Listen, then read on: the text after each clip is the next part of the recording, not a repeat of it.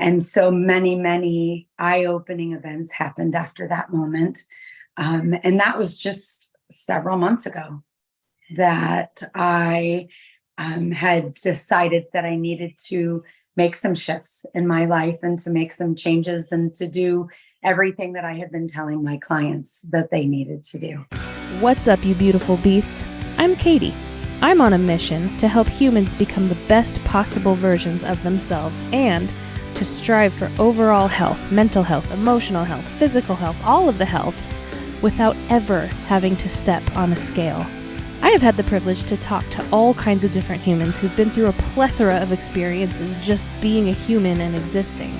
I believe that every single time somebody shares their story, at least one person listening will learn from it, be inspired by it, and maybe, just maybe, even change the entire direction of their life. These are the stories of humans unveiling their beautiful beast. Keep listening. This is the Unveiling the Beast podcast.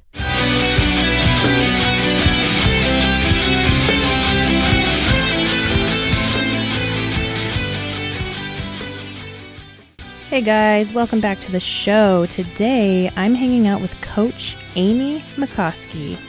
We had an amazing conversation that covered a myriad of topics. We talked about what can happen when you think you are healthy based on what you are eating and how often you exercise, while ignoring when your body and mind are trying to tell you to slow down. We also talked about morning and evening routines that can help you get better sleep, and we talked about a lot more other things. So as always, I hope something lands with you today. I hope something you hear tugs on your heartstrings, and or I hope you laugh.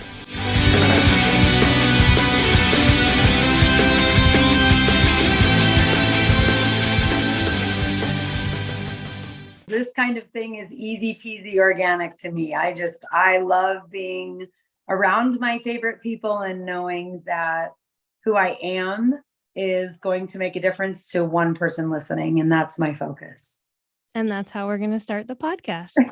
Ladies and gentlemen, Ami Maikoski. Yes. Did I say it right? You sure did. Okay. Welcome to the show. Thank you for being here. We are now best friends in the world.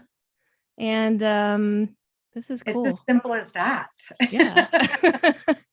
No, I was telling her that the first time I saw her on a Zoom video, I told my husband that we're going to be best friends. And sure enough, I was sending her pictures of my feet during a class. So. And it was magnanimous. It was glorious and very organic and natural in and of itself. And the unspoken language is beautiful.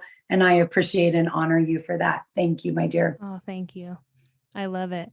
So can you tell my listeners a little bit about who Ami is? Absolutely. Well, Ami is this individual that is passionately driven to help others to find their voice and give themselves permission to make themselves first in their world and to find the things that drive them to be the best version of themselves that maybe they haven't discovered yet.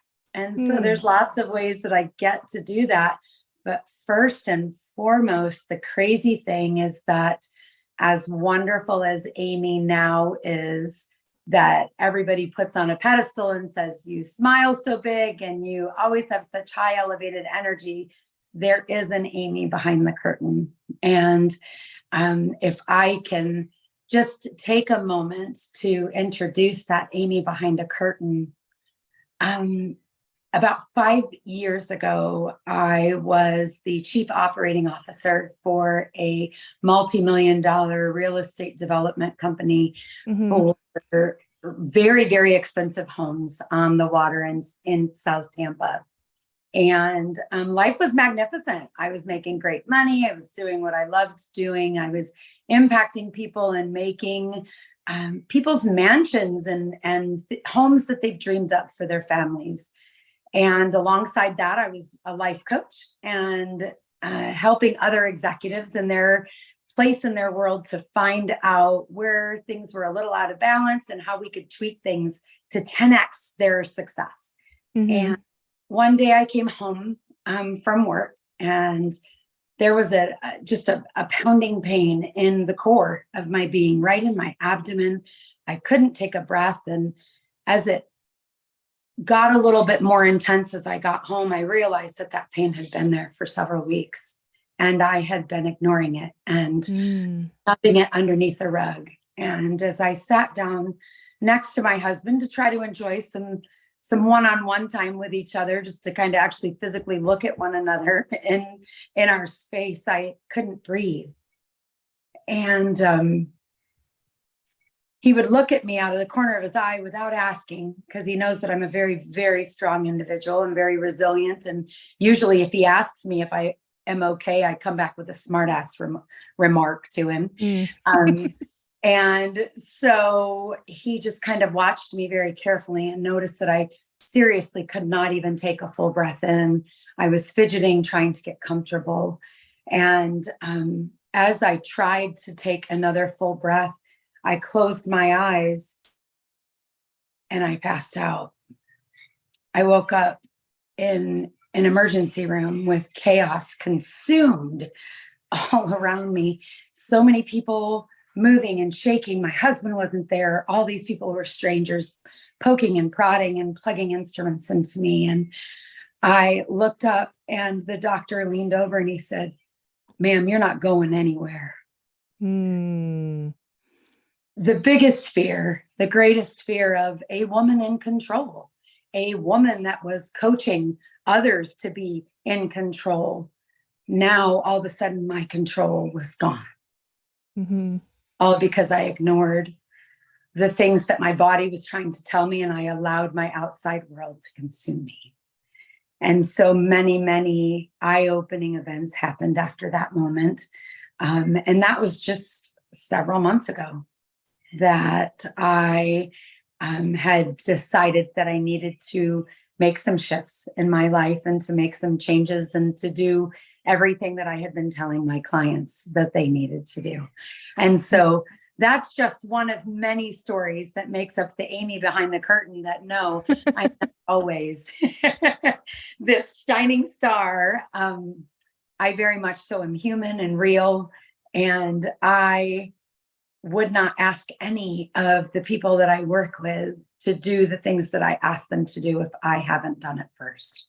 So that's it. No, I'm glad you say that, because so many times we're like giving all of this good advice to people and then we catch ourselves not listening to our own advice. Yeah. And we're not, what is it? Walking the walk and talking the talk. Yeah. I mean, like, in your soul that it's good advice and good information and good tools and tips and tricks and stuff. But then we're like, holy crap, I'm not doing it myself. What happened to Amy? What happened to Katie? Like, where did I go? Hello. Hello. Like, how did I let that happen to me? When I'm the one teaching it, and it's not at all that I felt that I was being hypocritical. It's honestly that I was so much in go mode that I forgot to pay attention to the language and the communications that my body was giving to me. Yeah. So can I ask what it was? Was it a heart attack or was it? Absolutely. So they did, there wasn't a test they did not do. And I was in the hospital inpatient for a little over 2 weeks. And there were multiple surgeries that were done. At first, they identified that my body, because I was so healthy, so I really was healthy, because I was so healthy, was attacking my gallbladder. So my white blood cells had encapsulated my gallbladder to try to get rid of it on their own. Wow. And the doctor said in 40 years of practice, she had never seen such a thing. And I actually had to sign a waiver to be put in a medical journal because it was that's kind of cool. Outlandish. Yeah. So they knew my gallbladder had to come out, but they had to put stents in because of how my body had reacted. It created gallstones. However, ate so clean that normally people that have gallbladder issues have eating issues too. They have digestive issues. They have a number of other things that are going on in their world. And so it was just obscene that this was all happening. And when they went in to put the stents in for my gallstones, they nicked my pancreas. Ooh, shit. Which then, which then complicated the issue even more and made my body go into stress because of that whole, drama that happened. And so they did find out that it was actually my body attacking itself due to the intense stress that it was under. And it felt that it needed to fix itself. And the only thing it could identify was an organ that wasn't necessarily vital, which I'm grateful that that's what it did. But Wow. So yeah, after several weeks of being in the hospital and multiple surgeries, it took me 4 to 6 weeks to even bounce back and get back into being up and moving and being involved in life as a whole, just handling stress and being focused and being able to digest things all over again. My body started from scratch. Yeah. Wow. It's interesting because I put up a post today that said something like, I'm not going to quote myself because I already forgot what it said, but it said you can have the healthiest diet and work out 6 days a week, but if you ignore the shit going on in your head, you're still unhealthy. Amen. And that was me. And see, how did you even know that you were going to post that today? And indeed, one of my stories that I have experienced is what it is. And it is profound. And I am extremely healthy. And that's what blew everyone's mind. It wasn't, necessarily that I was making wrong choices. I just wasn't paying attention to what was going on in my head and in my soul and affecting me mentally. And then eventually physically. Craziness. Crazy. So how has that changed how you coach? Or has it? Ooh, wow. Honestly, it has come down to, I've always focused on holistic nature in coaching. Mm-hmm. I've always understood that there are multiple elements that have to take place. There are certainly specialty coaches that coach in one specific area over another. But in my work in transformation, I do focus holistically on all of the elements, total body, total life. And for me as a coach since that event, it reminds me, number one, that I have to do the work too, keeps me in the student mode, which I am really happy with doing, but that I need to allow that time for myself to break away in between my sessions, that I can go balls to the wall and have back-to-back people all day because that need is there and that work is there. However, what kind of example am I teaching as a coach if I'm not being able to create a habit and a behavior that allows me to also thrive? And most of my clients will ask me, Amy, what are you doing? And so I can't speak against what I'm doing because I'm just a very honest person. Integrity is key to me. And so really, truly owning who I am and how I'm showing up, because it does convey to those that I work with. And I've found that my coaching has even amped up because I have taken better care of myself and made the rest for what it is. That's awesome. And I love that you and I are on the same path as far as health is concerned.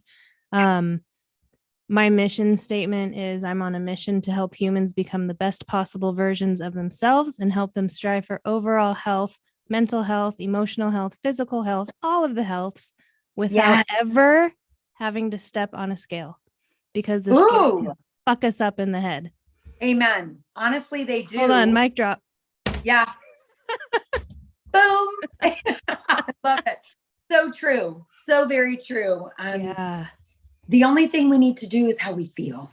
And if we do a body scan and we do a body check and we understand where we're at mentally and emotionally, physically, it will fall in line. The dominoes will fall into place and we will be healthier and it will show up and it will give us those ultimate dreams and realities that we want for ourselves. I do agree. That's so cool. See, we're besties. We are. See, we didn't even know it.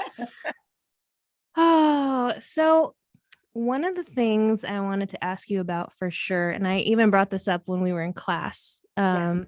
You were talking about, I believe it was a trust exercise that we were doing, and you were talking about your little girl Yes. that is always with you. And I was like, I need to talk to you about my little girl because mine disappeared. Yeah. Yeah. I've always had a little girl. I've always called it my ghost that follows me around. And I don't even remember who suggested it, but they were like, what if it's you when you were little? And I was like, oh my gosh. And then one day I saw her in my old apartment, and she was probably about 6 years old, long, dark hair. Yeah. like As beautiful as it is now.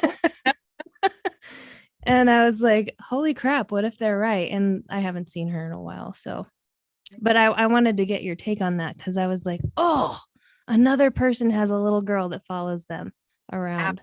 So my inner child, otherwise known as little Amy, is a vital part of my life. And for many, many, many years, she was unsafe. And so she hid. She hid in corners and she hid in shadows. And I too could not find her.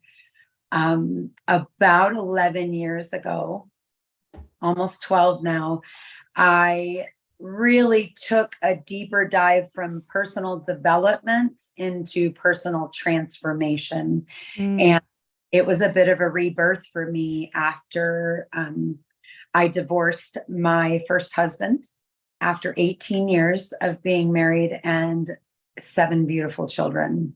Wow. Yeah. We'll just say that relationship was very, very unhealthy for a very long time.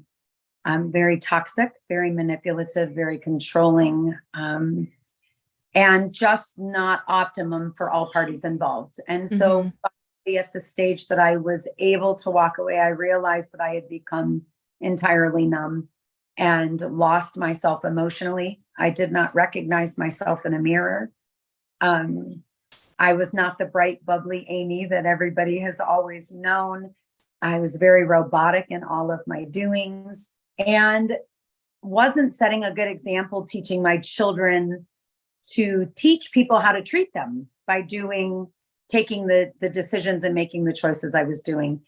And so when I left that very, very toxic relationship, I went on a search for who Amy was, because I knew I was created for something better than where I was. And in that search, I did some inner child work with a program that's actually been around for quite some time. I can't think of the gentleman's name right this moment. I'm sure that it'll possibly come up in this conversation, but that inner child work basically connects to where we were at as a child, any memories that we can connect to then recreate that being inside of ourselves, because they are there, whether we like to or not. The stories and the programs that we are all given well before we're 7 years old that are implanted and create the world that we believe in and the law we believe in and the beliefs that we have that some people live with as adults until they die in that 7-year-old stage. Many of us don't know that we can change them. And so that inner child is really the release to be able to identify where we were at that point, where our mind is set because of those programs and the desires of what we wanted. And so if we go through life that we are very average and mediocre and just stay stuck in what's comfortable and safe, then many times the stories that are created to fill the gaps of the painful things that have happened in our lives can get bigger and bigger and bigger, like the monster in the closet when you're a child, or the monster under the bed. And if we can't provide a safe place for our inner child, then we also can't grow and we can't expand ourselves and we can't elevate our existence without doing that. And so I knew that that was an essential element in my personal transformation because I didn't want to stay where I was. And so I did this inner child work, and she's never left my side since. There were a lot of tears. There was a lot of purging. There was a lot of honesty that needed to take place. I very painfully had many stories in my childhood that I experienced that have molded my little girl into what she is. And not that we have time to go in them now, but they, again, are different elements that show the Amy behind the curtain. And I now have given her a space to know that she is safe, that she is loved, that she is important to me, and I need to know her input, because I also miss that curiousness of being a child. And as an adult, we get so caught up in the requirements and the expectations and the outside world that if we miss out on that inner child and forget to include them in who we are, we miss out on the fun. We miss out on enjoyment of life. We miss out on what life is truly supposed to be. And that's living in this immaculate reality that otherwise can get really effing boring if we allow it. Yeah. Your child is very much so a part of my daily design when I create what my perfect day will be in my morning routine, and also a part of my gratitude reflection in my evening as part of my evening routine, to just say thank you for feeling her hand there. Thank you for the smile gives me.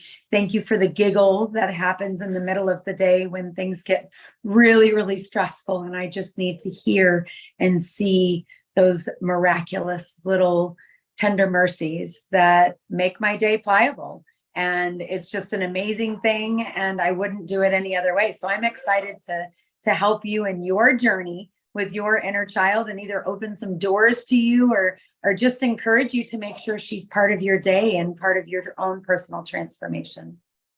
Yeah. You know, as you were talking, I had this thought, like, maybe she didn't leave me. I feel like you were talking about how it's important that we all still have that inner child. And as you were speaking, I'm like, maybe I just sucked her back into my body.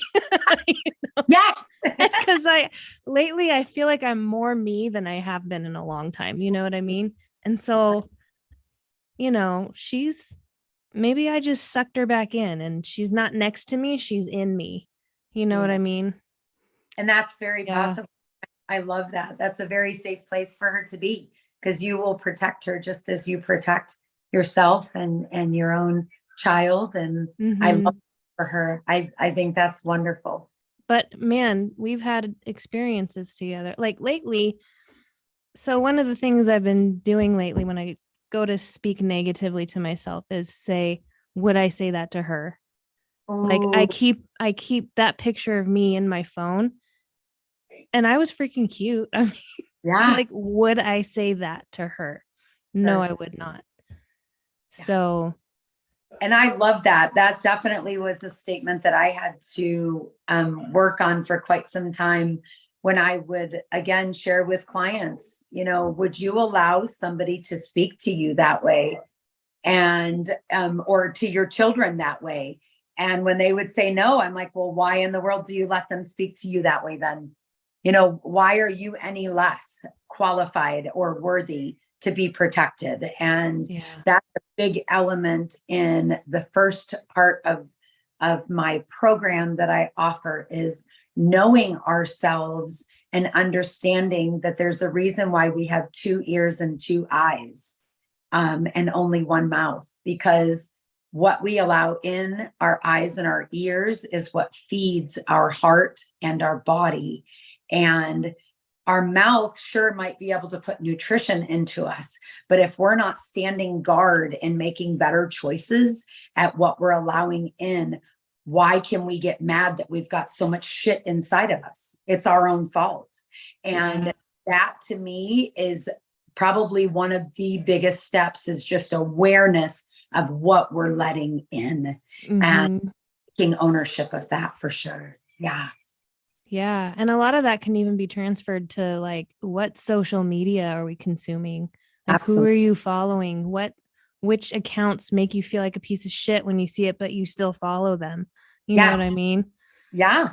And who are you in? So who's in your ecosystem? Who's in your environment? If you've Mm-hmm. got people that do nothing but break you down and have unkind words to say or are ungrateful, and you're not either changing the environment or using your voice to let them know that that's unacceptable, you have no right to complain. So elevate yourself through your proximity, through the people that you are including yourself with. And now my world is a rock star world because I have Katie in it. Yay. That's awesome. Yes. So earlier, about like 2 minutes and 38 seconds ago, you mentioned a morning routine. Yes, I'm interested in what that looks like. absolutely. So in the morning, just as I am waking up, when I am still kind of in my theta state, the very first thing that I do is either go into a meditation or an affirmation. Sometimes I will use some programmed meditations that I have on my phone. I don't really like to bring my phone physically close to me, proximity wise, right after I wake up. But there are some key meditations that I go into, or I go into an affirmation mode where I remind myself of the things that I'm targeting on right now in my development. That usually takes only about 15 minutes or so. And after that, I do the shortest morning routine ever. This is really, really fun. So the first thing you do is flatten your body in your bed and you stretch your hands over your head and stretch from your hands all the way down to your toes and tighten every muscle and make yourself a plank, like a wooden plank. Hold it Ooh. about 10 seconds and then gently release it and blow out. And what that actually does is it gets our body and all of our muscles awake before we start moving. Many people that are out of alignment or have cramps and back issues and different things are because the first thing they do is just get out of bed. There is no equilibrium for your body to start at zero. And so that's what that stretch is. Just one simple stretch. No, can't really do it wrong. Just hands to toes and just tight, tight, tight, tight, tight. And then as you let it out, you blow. And then you put your feet on the ground and ground them. And then you put your hands over your head and you say, I will do great things today. And you say it 3 times in a row.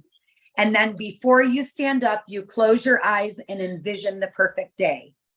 You're going to get up, you're going to go to work, you're going to make a great dinner, you're going to get your exercise, and whatever elements that you want for your day to be, you forecast them in your head before you stand up and leave your space. I love that. Life by design. Let's go. Let's stop waiting for life to happen to us and instead let life know what we want from it. Yes. And I love when you were explaining the stretch, I could actually feel it as you were explaining it. Yeah, I like the idea of doing that before you get out of bed. What about people with alarms? Like I have to wake up to an alarm. And that's fair. So if you hear an alarm, you just turn your alarm off and still do that. So you can still, going into theta is not terrible. An alarm does definitely pull you into more of a beta state instead of theta. But if you're focusing back into that mental state, you can take yourself there with a couple of deep breaths.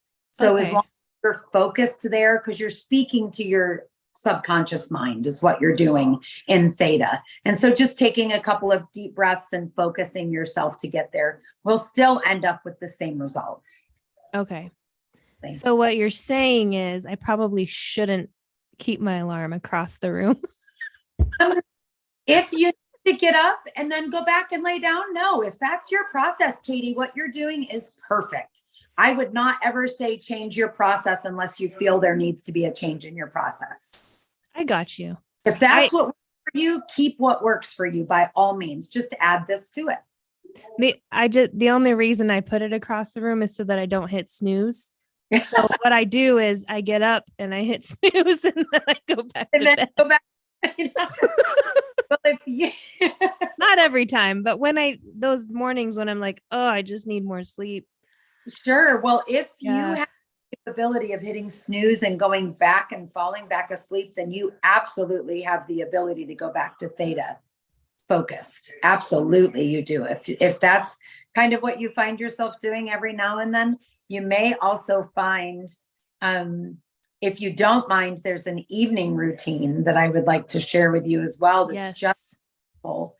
And it makes my sleep different, which is really fun, because then just maybe once you've done it a couple of times, you won't wake up quite so exhausted. So many times as human beings, we go to bed and the only thing we can do is allow our mind to race about everything that happened today, everything that's happening tomorrow. Oh, yeah. What about this? Oh, I didn't get this done. Wow, this really great thing happened today, but oh shit, I've got this to do now, kind of thing. And so that's usually the last thing that we do before we close our eyes and go to bed. And what that also is the last thing our subconscious mind hears. And when we close our eyes with all of that inner dialogue happening, our subconscious mind's job is to fix things, to fill the gaps. And so when we give all of that information to it before we go to bed, we aren't technically resting, because it's trying to come up with solutions to everything we just gave it. So if we can, when we can, before we go to bed, sit down and reflect on our day, but in that take 5 minutes. We go over usually 5 topics in our life. So whether it be work, family, society, finances, and personal development, pick 5 topics that are important to you. Usually there are 5 topics that correlate to the values that are the highest for you in your world, whatever your highest priorities are.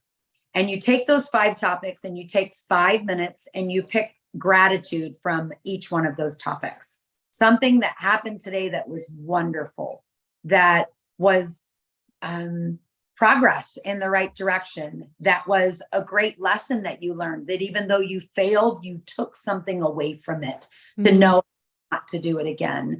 Or maybe it was an eye-opening lesson that now you have a target of something you know you need to work on. But take those 5 minutes, 5 topics, 5 things of gratitude, and let them be the last thing that you program your mind to think of. Because then when you go to bed, your subconscious is focusing on that forward growth. And when you wake up, you're rested because it's a positive motion.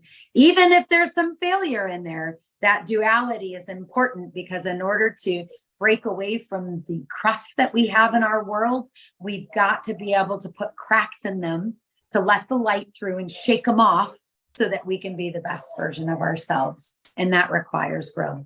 So I'm just taking 5, 5, and 5 and making sure that's the very last thing that you give yourself. And if a distraction comes in, go back to it and start it over again.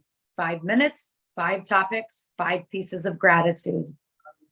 And then that way we're forecasting positivity. This is fucking amazing. I'm saying, like, I've been studying sleep, because I know I don't get enough of it. And I've been studying it, like the science behind it, but also people's experience, like what helps you sleep better. And this is probably the best personal experience. Like, none of that came from, oh, I read a science book and it said, if you do this, like, that came from you and your little girl. But this is, I hear things like drink chamomile tea, which, good advice. There are some nights that I love my teas. There are that I turn off my blue light an hour before I go to bed so that my brain isn't. I mean, there's certainly lots and lots of tips for better sleep. But for me, my brain, my subconscious and my conscious mind are my greatest tool. And when I put them in control, then I also control my outcome. And there are a lot of physical interruptions that happen, but I have found that when I am aware of myself and when I'm engaging my greatest tool, I also have the greatest breakthroughs. Nice. So my question would be, how would somebody like me incorporate that? Because I have a 6-year-old. Well, he'll be 6 on Monday. But like I put him to bed every night, and I lay down with him just because that's what we do. I was going to ask, would it be something that we could do together, or does it have to be by myself? Absolutely. What a beautiful gift to give your child, to help him to be more aware of his day. Five happened in his day that were important to him. Obviously, they would be more on his level, but to be able to celebrate that together, to teach him that we don't always have to wait for the external world to celebrate us, that we can celebrate ourselves within, as well as plan what we want to happen for us the next day. What a beautiful gift. And then when you lay down, you can do your own, but definitely do it with him and create beautiful memories. And then when he's 21 and is leaving the house and he goes, Mom, I just don't know what I'm going to do because I don't have you to do my 5s. And you've already instilled it in him. And he can come back to you when you're 90 years old and say, just like the children's book tells us, I love you forever. I love you for always. As long as I'm living, my baby, you'll be. Because you've instilled those beautiful memories and those attachments to simple yet profound things that he can do for himself. And you do that by doing it with him in the beginning and teaching him that example. I wish right now that I could just climb through this screen and give you a big fat hug, because specifically for quoting that book. Yeah. That's a fun one. I was in junior high and I was on the debate team, and in debate, they had something called prose performance, and you could take poems or books or whatever and perform them. And I hated standing in front of people. Me, imagine that. Standing in front of people. But this was a book that I got to, my mom never read it to me because when it came out, I was much older than a child at that point. And I saw her read it to my youngest brother. And I would watch her as a mother so passionately share that story with the best storytelling voice ever. And every word just jerked at my heartstrings. And my little brother would just look up at her, just so goo-goo-eyed, like Mom is just the biggest shero in the world. And got to watch that from afar. And my mom had never realized that I was watching. But there were 10 kids in my family. So when we had extracurricular stuff, we got dropped off. There wasn't an audience. There wasn't a cheering team in the outside. So we're very lucky if there was ever, a parent that was watching a game or a performance or anything like that, because they were just spread very thin. And I had this one performance and my mom dropped me off, but then was done with what she was doing. So she came back, and I had made it to the finals that day. And so I went longer than I normally went to and got to do my final performance, and didn't realize that my mom was standing outside the door. And again, she never knew that I had ever even heard of the story or watched, watched it all. Her just very naturally do it for my brother. And I performed that book and came out of the room and opened the door, because that's what you have to do. You have to let the judges, you just leave them in silence, and then they vote. And I walked out the door, and my mom was standing there. And I was shocked, but my heart was so overwhelmed that tears just started. I didn't hug her. I didn't smile. I didn't do anything. I just kind of froze, and tears just rolled down my face because I was embarrassed. And Mom of course, had tears in her eyes. And she said, Amy, I didn't know that you even knew that book. And I said, yeah, I just always watch you read it to Joshua, and have always just adored the connection that I see between a mother and a child. And that was a bonding moment for my mom and I that we don't really get, because I was always responsible for raising my younger siblings. Mm. So we didn't get a lot of those very tender, beautiful moments, but in that moment I did. That's awesome. So that book is powerful in my life as well. I'm glad it's powerful in you. I kept it. I didn't actually have a hope chest, but I would say I kept it in my hope chest because I bought it for my future child before I ever got pregnant. And I Yes, still to this day, I cannot read that book without crying every single time. clearly. And that's why I don't wear makeup. Yeah. Ladies and gentlemen, I will post the book in the show notes Yes. below. It's amazing. Even if you're an adult, it'll take you back to your inner child. It will connect you to your inner child. Yeah. So maybe that's where you need to start, Katie, is read that book to your inner child and welcome her to come out in a safe place. Ooh. Okay. The last time I saw her, well, I didn't see her, but my husband and I both heard her. Was in 2015. Okay. Little while. Long story short, we had a roommate from hell and we had finally gotten her out of our house.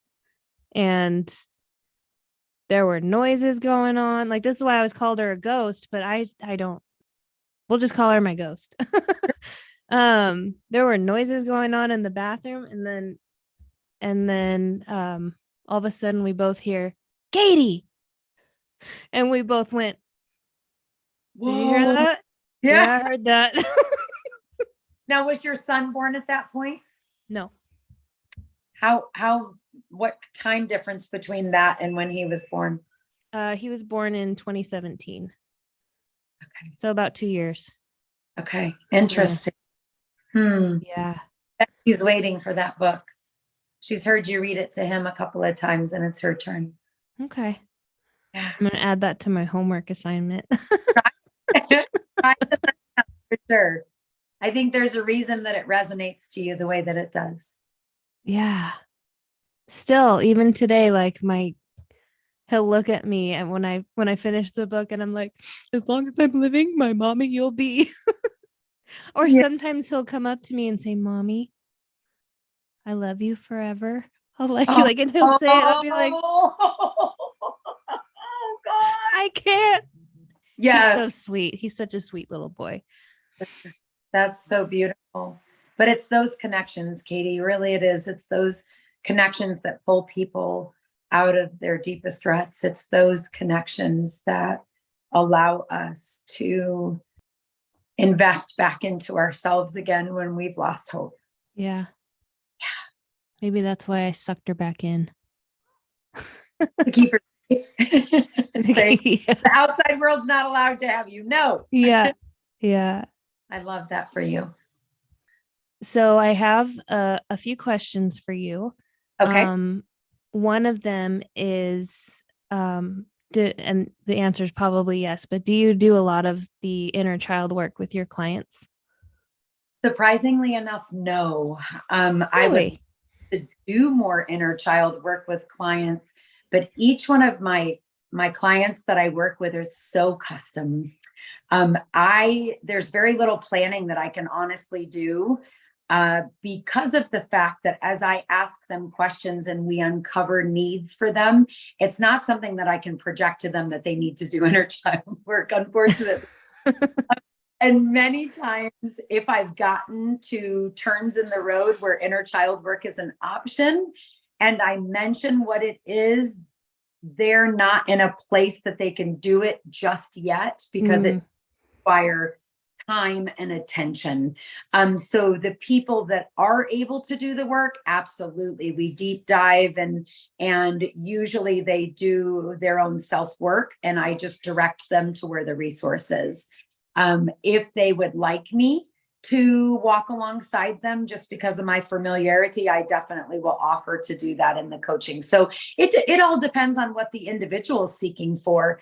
Most of the things that are out of balance for them or that are disrupting their life, they already have the answers to. They just need my help to find it.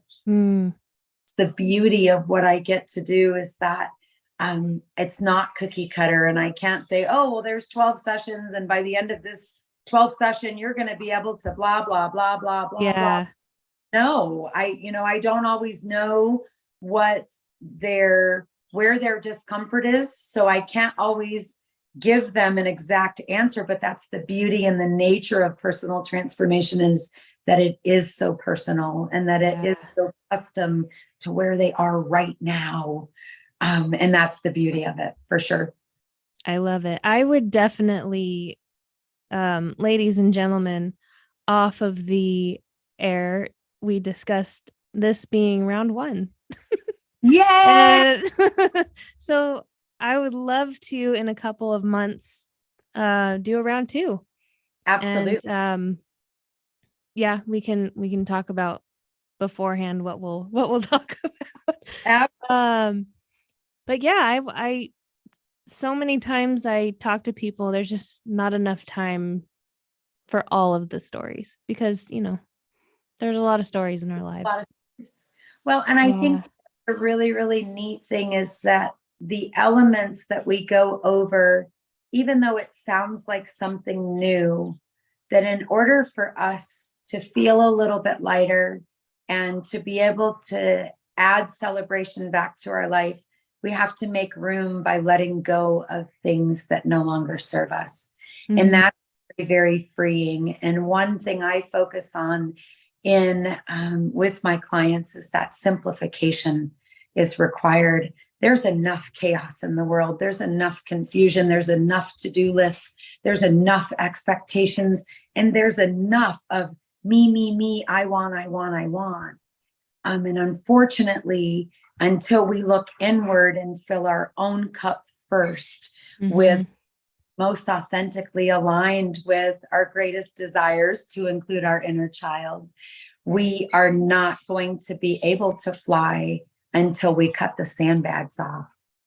So it's time for us to simplify and make life a little bit lighter, so that our wings can take flight and our cheeks can get a little bit lighter and let those big smiles in.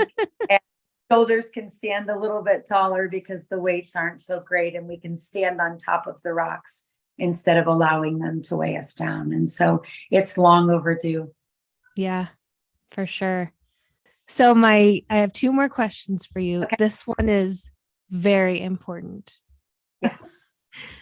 When did you choose to have an amazing mohawk? The mohawk was probably within the last 6 years, 5-6 years. I had very, very long hair as a child, similar to you. And when I joined the military, right out of high school, I cut all of my hair off and donated it to Pantene. And Pantene made 4 wigs out of it for cancer survivors. And it was beautiful, thick Mediterranean hair, which is still what I have. But it's much, much shorter, as you could hear that Katie shared. But about 6 years ago, I did a really short cut, and it was kind of short and choppy and punky. I mean, it was still very sassy. And then it was summertime, and I was doing some bodybuilding stuff that I absolutely love and get excited about, because the human body is a miraculous thing. And it was just too much to fight with in the gym, because it was kind of like a medium length. And so it was longer, a little longer on my neck, hung over my ears, hard to put a ball cap over. And so it's like, man, I just got to still do something funky that sets me out without it being too boyish. So when I was a little girl, my brother and I, everybody thought we were twins, because my mom, back in the late 70s, early 80s, we all had bowl cuts. I mean, that's all she could do. We had 100 kids and we all looked the same. So we all looked the same. And my brother and I just resembled each other really significantly. And I hated it, because everybody always called me a boy all of my life, but I was quite a tomboy anyway. So it really didn't matter too much, because I I could beat the bullies up, and I could climb the trees, and I could jump the jumps, and I could make the forts, and I could do just as good as all the other guys. I didn't like dresses and dolls, and I would get dolls for Christmas and wrap them in electrical tape and then use them in my area. And I just was a rough kid, I was just that rough kid. And so I was like, you know what? I have this face that everybody tells me I have very dominant cheekbones and a very full jawline. Like I said, my grandmother is Mediterranean. And so I resemble very closely to her. And she's always had short hair all of her life that I remembered her. And she's always been so beautiful to me. And so I stood in the mirror and I said, why is it that I'm hesitating to cut this hair off? It's just hair. It'll always grow back.